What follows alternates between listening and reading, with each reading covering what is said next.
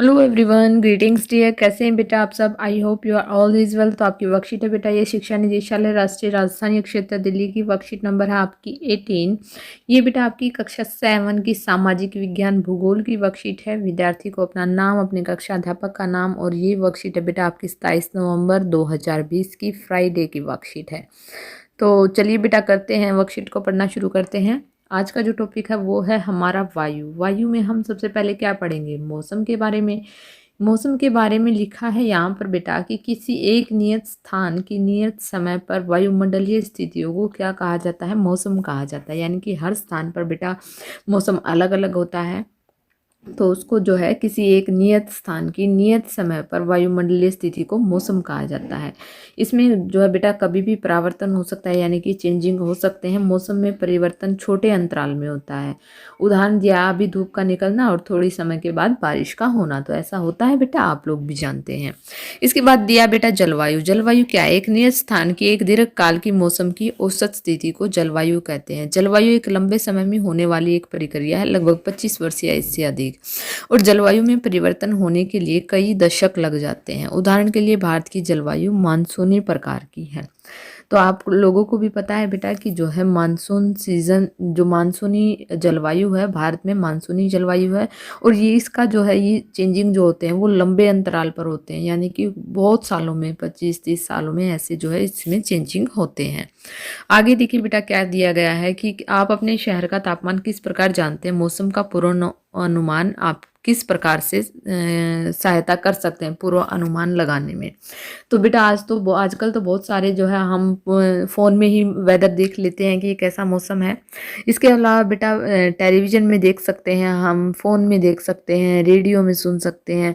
ऐसी बहुत सारी चीज़ों में हम इनकी सहायता से हम मौसम का पूर्वानुमान जान सकते हैं।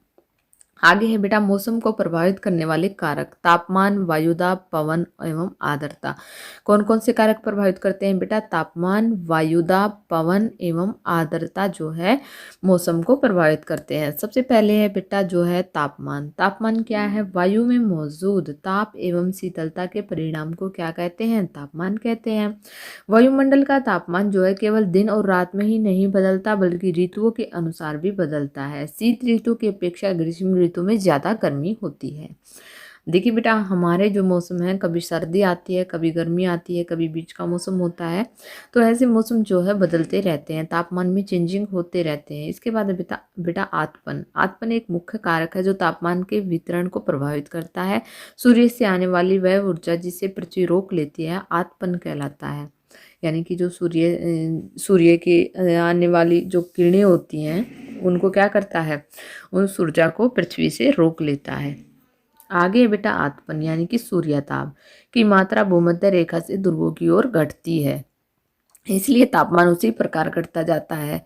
इसी कारण से ध्रुव बर्फ से ढके हुए होते हैं। यदि पृथ्वी का तापमान अत्यधिक बढ़ जाता है तो इतनी गर्मी हो जाती है तो यहाँ कुछ फसलें नहीं उग सकती। आगे बेटा गांव की अपेक्षा शहरों का तापमान अधिक होता है, क्योंकि शहरों में जनसंख्या अधिक होती है, वाहन होते हैं, वहाँ पर फैक्ट्रियाँ लगी होती हैं और अन्य क्रियाकलापों में ईंधन की खपत अधिक होती है। इसीलिए वहाँ पर जो है वहाँ शहरों का तापमान गाँव के तापमान से अधिक होता है। आगे है बेटा, देखिए आगे क्या है? आगे वायुदाब दिया गया है बेटा। वायुदाब पृथ्वी की सतह पर वायु के भार द्वारा लगाया गया दाब क्या कहलाता है? वायुदाब कहलाता है। समुद्र स्तर पर वायुदाब सर्वाधिक होता है और ऊंचाई पर जाने पर यह घटता है, जिस कारण से ऊंचाई पर जाने पर जिसे वायु में ऑक्सीजन की मात्रा कम हो जाती है। अत्यधिक ऊंचाई पर वायुदाब व ऑक्सीजन की कमी के कारण व्यक्ति बीमार पड़ जाता है। आपने देखा होगा बेटा, जितनी ऊंचाई पर जाएंगे, जैसे ये जो होते हैं इस पे चढ़ते हैं बेटा पहाड़ों वगैरह पर, जो अपने फतह पार करते हैं, तो इनको वहाँ पर ऑक्सीजन का सिलेंडर जो है साथ लेकर जाना पड़ता है। अगर नहीं लेके जाएंगे तो उनकी मृत्यु हो सकती है। पर्वतारोही इसी कारण से अपने साथ ऑक्सीजन सिलेंडर लेके जाते हैं। देखिए बेटा यहाँ पर लिखा भी है, ये पर्वतारोही होते हैं जो पहाड़ों को जैसे चढ़ते हैं, फतह पार करते हैं, तो वो क्या होते हैं? वो पर्वतारोही होते हैं। वायुताप का क्षैतिज वितरण किसी स्थान पर उपस्थित वायु के ताप द्वारा प्रभावित होता है। अधिक तापमान वाले क्षेत्रों में वायु गर्म होकर ऊपर उठती है। यह निम्न दाब क्षेत्र बनाता है। निम्न दाब बल युक्त आकाश एवं नए नम मौसम के साथ जुड़ा होता है। किसके साथ जुड़ा होता है बेटा? नम मौसम के साथ जुड़ा होता है। आगे देखिए क्या दिया गया है, कम तापमान वाले क्षेत्र की वायु कैसी होती है, ठंडी होती है, इसके फलस्वरूप यह भारी होती है। भारी वायु निमज्जित होकर उच्च वायु क्षेत्र बनाती है और उच्च दाब के कारण स्पष्ट एवं स्वच्छ आकाश होता है। तो आगे देखिए बेटा, आगे क्या दिया गया है, तापमापी यंत्र है बेटा, इसका उपयोग किस तापमान मापने के लिए किया जाता है, आपने देखा भी होगा बेटा थर्मामीटर वगैरह। तो तापमान को मापने के लिए की मानक इकाई क्या है बेटा, 0 डिग्री सेल्सियस है। इसके बाद है बेटा वायु दाब मापी, इसका उपयोग वायु दाब को मापने के लिए किया जाता है, आप चित्र को देख सकते हैं बेटा।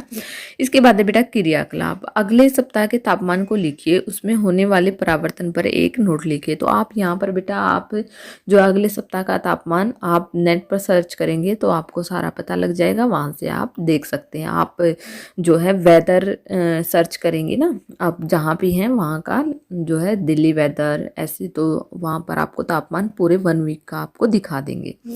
तो चलिए बेटा करते हैं इसके क्वेश्चन आंसर। सबसे पहले है भूमध्य रेखा से ध्रुवों की तरफ जाने पर आतपन की मात्रा क्यों घटती है। तो क्यों घटती है बेटा, देखिए यहाँ पर हमने यहाँ पर ऊपर पढ़ा भी था कि भूमध्य रेखा से देखिए रातपन की मात्रा भूमध्य रेखा से ध्रुवों की ओर घटती है, इसलिए तापमान उसी प्रकार घटता है। इस कारण से ध्रुव बर्फ से ढके होते हैं और क्या होता है बेटा, और जो है पृथ्वी का तापमान अत्यधिक बढ़ जाता है, इतनी गर्मी हो जाती है कि यहाँ फसलें भी नहीं हो सकती। लेकिन इसका आंसर बेटा हम यहाँ से करेंगे, देखिए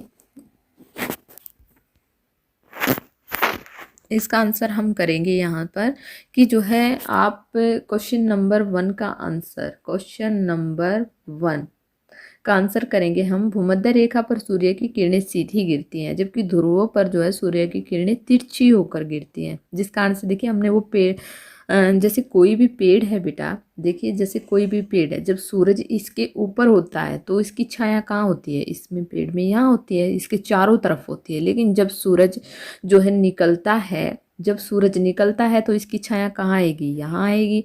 और जब सूरज छिपता है, जब सूरज छिपता है तो उसकी छाया कहाँ आएगी, यहाँ आएगी। तो जब सूरज जो है सिर के ऊपर होता है तो उसकी छाया सिर्फ पेड़ के नीचे नीचे होती है। तो जिस कारण से भूमध्य रेखा से ध्रुवों की तरफ जाने पर सूर्य की दूरी बढ़ती है, इस कारण से सूर्य का तापमान अर्थात आतपन की मात्रा भी जो है घटती जाती है। तो ये हो गया बेटा आपके क्वेश्चन नंबर 1 का आंसर। आगे देखते हैं बेटा क्वेश्चन नंबर 2 देखते हैं हम कि जो है गांव की अपेक्षा शहरों में तापमान अधिक क्यों होता है। तो देखिए बेटा हमने यहाँ पर पढ़ा था, ये रहा आपके क्वेश्चन नंबर 2 का आंसर। देखिए गांव की अपेक्षा शहरों का तापमान अधिक होता है क्योंकि शहरों में जनसंख्या अधिक होती है और वाहनों, फैक्ट्री एवं अन्य क्रियाकलापों में ईंधन की खपत होती है। तो ये हो गया बेटा आपके क्वेश्चन नंबर 2 का आंसर। आगे है बेटा हम देखते हैं क्वेश्चन नंबर 3 कि ठंडे क्षेत्रों में किस प्रकार का वायुदाब किस प्रकार का होता है। तो यहाँ पर हम लिखेंगे बेटा कि वायु दाब का क्षैतिज वितरण किसी स्थान में उपस्थित वायु के ताप द्वारा प्रभावित होता है। अधिक तापमान जो है वाले क्षेत्रों में वायु गर्म होकर ऊपर उठती है, निम्न दाब क्षेत्र बनाता है। निम्न दाब बादल युक्त आकाश एवं नम मौसम के साथ जुड़ा होता है। तो ये हो गया बेटा हमारे क्वेश्चन नंबर 3 का आंसर। तो यहाँ पर होती है बेटा आपकी वर्कशीट कंप्लीट। आई होप आपको समझ में आ गई होगी। अगर आपको वीडियो अच्छी लगी तो please like share and subscribe करना ना भूलें। थैंक यू बेटा, थैंक्स फॉर वॉचिंग।